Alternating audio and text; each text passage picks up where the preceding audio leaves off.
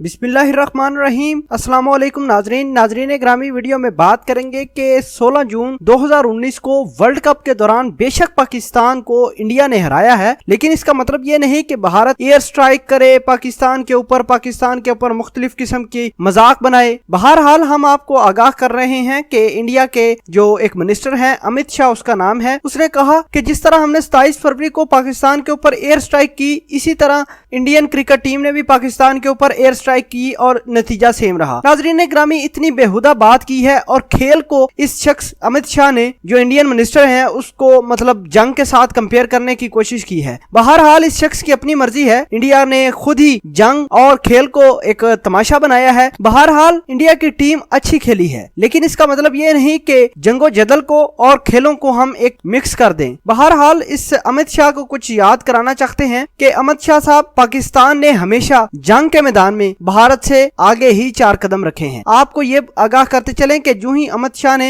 ये ट्वीट की अपने ट्विटर अकाउंट से कि पाकिस्तान के ऊपर इंडिया की टीम ने एयर स्ट्राइक की है, फौरी तौर पर मेजर जनरल आसिफ गफूर साहब का ट्वीट भी आया। उन्होंने कहा कि बेशक इंडियन टीम बहुत अच्छा खेली है, लेकिन इसका मतलब ये नहीं कि आप 27 फरवरी को भूल जाएं। आपको ये भूलने नहीं देंगे कि 27 फरवरी वाले दिन पाकिस्तान की एयरफोर्स ने इंडियन एयरफोर्स का हाल क्या किया था।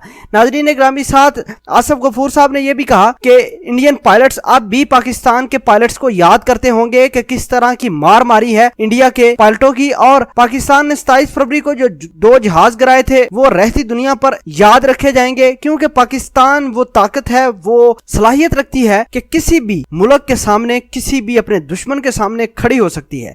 बहरहाल हम आसिफ गफूर साहब को सल्यूट पेश करते हैं कि जिन्होंने पाकिस्तान की टीम को, पाकिस्तान को डिफेंड किया है और इंडिया का ये झूठ एक दफा उनके दोबारा मुंह पे मारा है। और ये खबर पूरी दुनिया में जानी चाहिए, क्योंकि पाकिस्तान हमेशा अमन की राह की तरफ देखता है और खेलें वो चीज हैं, मैदान वो चीज है जो दो मुल्कों को प्यार, मोहब्बत और ये तमाम तर चीजें देती हैं। खेल वो चीज है जिससे दोनों मुल्क में अमन आ सकता है, लेकिन ये फिर भी जंगी जुनून भारत के ऊपर सवार है। बेशक उनकी टीम अच्छा खेली है, जीत गई है, इसका मतलब ये नहीं कि भारत अपना माजी भूल जाए, अपने आप को भूल जाए। बहरहाल ये भारत की किस्मत हो कि वो 27 फरवरी को किस तरह देखे, लेकिन अगर भारत वाले काश कभी अपने पायलटों को बिठाकर ये उनसे सुने कि पाकिस्तान ने 27 फरवरी को किया क्या था इनके साथ, तो शायद इनको समझ आ सकेगी कि पाकिस्तानी पायलट्स ने इन भारतीय पायलट्स अभिनंदन का किया क्या था। बहरहाल जो भी है, हमें खेल के मैदान को और जंगों को एक साथ इकट्ठा नहीं करना चाहिए। और अमित शाह साहब को हम रिक्वेस्ट करते हैं कि खुदारा इस रीजन के लिए, अमन के लिए कोशिश करें और इस रीजन में अमन आ सके। उल्टा आप लोग गलत ट्वीटें करके दोबारा लोगों के जज्बात बढ़ा रहे हैं कि दोबारा लोग एक दूसरे से अलहदा रहें। लेकिन दोस्तों,